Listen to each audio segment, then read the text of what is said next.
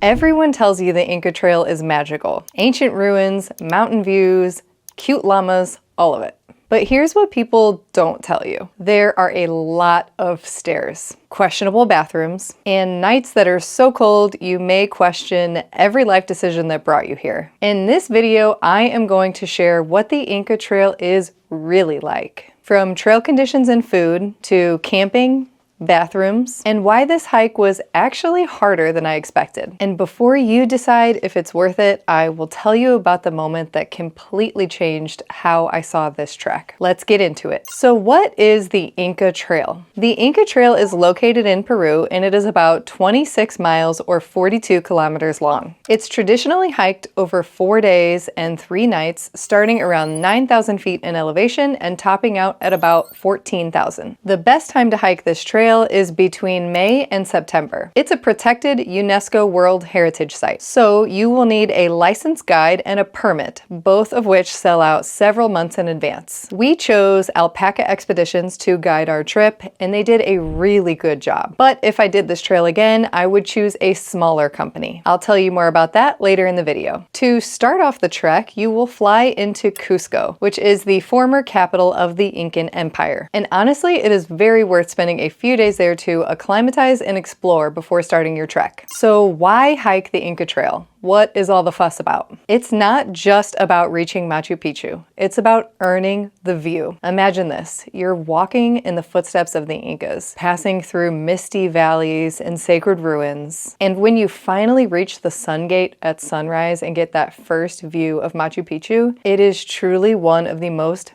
magical moments in travel. I've done a lot of big treks, including Everest Base Camp, the Tour de Mont Blanc, and the Camino de Santiago. But the Inca Trail, it surprised me in the best ways and in some really tough ones. Let's talk about what it's really like out there on the trail. The Inca Trail is beautiful, and it's also brutal. There are stairs. I can't say this enough. So many stairs. Ancient, uneven, knee-crunching stairs. They'll make you wonder if the Incas were training for some kind of stair climbing world championship. Here's a quick overview of the 4 days. Day 1 honestly felt like a walk in the park. It starts off pretty relaxed, strolling past small villages and local homes. It's not much of a physical challenge in my opinion, and it was a really lovely way to start off the trek. Day 2 is where things get real. It is the longest day, and it includes the climb up to Dead Woman's Pass, the highest and most demanding point of the trek. Day 3 is shorter distance-wise, but don't be fooled. It's packed with those steep, uneven stairs that will definitely have your legs burning. And finally, day 4 starts very early in the morning with a peaceful hike to the Sun Gate. That's where you get your first breathtaking view of the Machu Picchu ruins. From there, it's a relaxed descent into the site itself, which is an unforgettable way to end the trail. Throughout the 4 days, you'll be hiking through multiple climates. It's hot,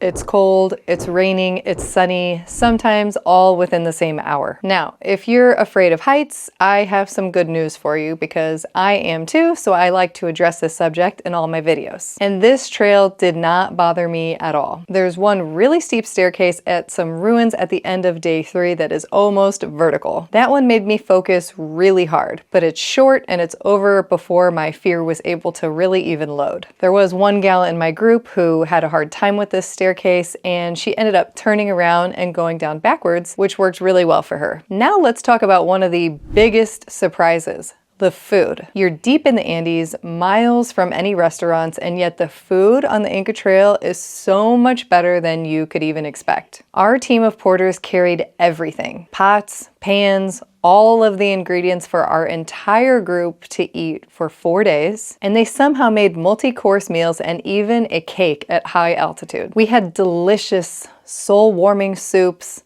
chicken, rice, tons of vegetables, fresh fruit, and even a happy hour every night with popcorn and hot drinks. Thanks to the tremendous effort of our guide team and our porters, we were spoiled. No offense to my fiance and personal chef, Enzo, but I was eating better on the Inca Trail than I do at home. As for water, the trekking companies will collect it from the streams. They boil it twice and you can refill at camp and at lunch. No one in our group got sick and they did a really good job of accommodating dietary needs. So if you're vegetarian, gluten-free, whatever you need, your trekking team will take care of you. All right. let's talk bathrooms. Everyone's wondering, but no one's asking, so let's get into it. The bathrooms on the Inca Trail are a little bit of a challenge. The campsites that you stay at will have basic toilets, but these are heavily used and don't seem to be cleaned very often. Most of the seats don't even have toilet seats, so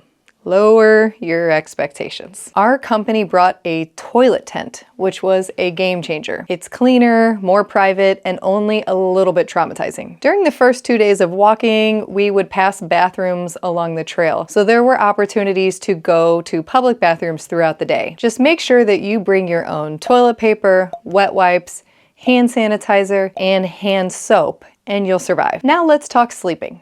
The only option on the Inca Trail is to camp. If you love camping, you'll be fine.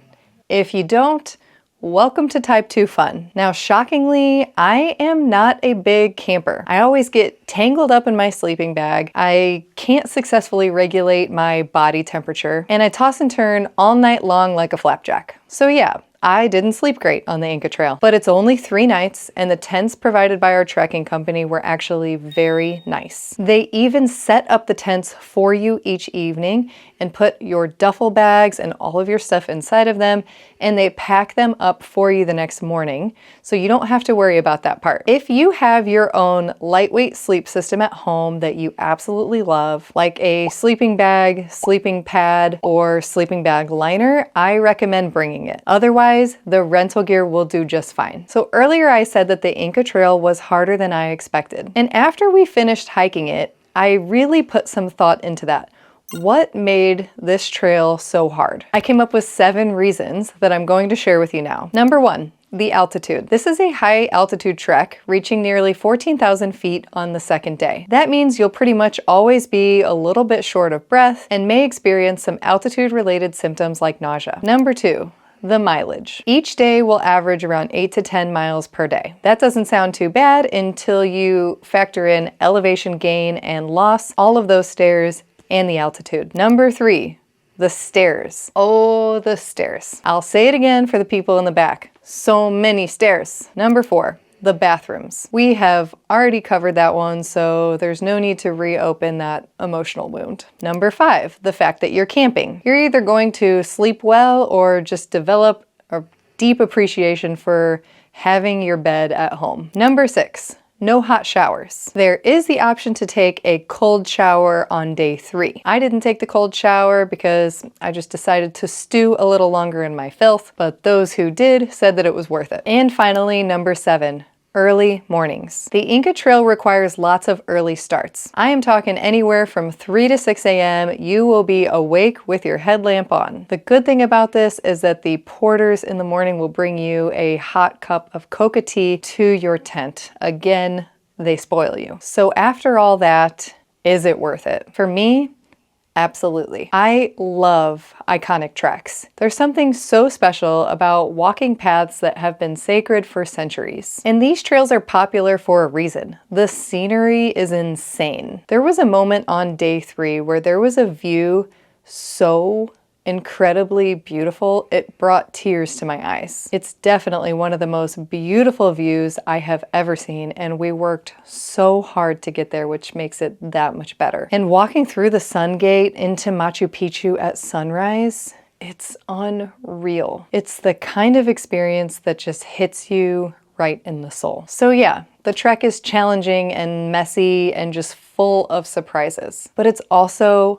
unforgettable. If you're thinking about hiking the Inca Trail but you don't want to do it alone, we are leading another travel light group trip in September of 2026. We took everything we learned from our recent trip, kept the best parts, and added even more magic. We will be trekking a combination of the Lares treks and the Inca Trail. We'll handle all of the logistics so you can just show up and enjoy the journey. The link for this trip is in the description below. Thank you for watching. Happy trails.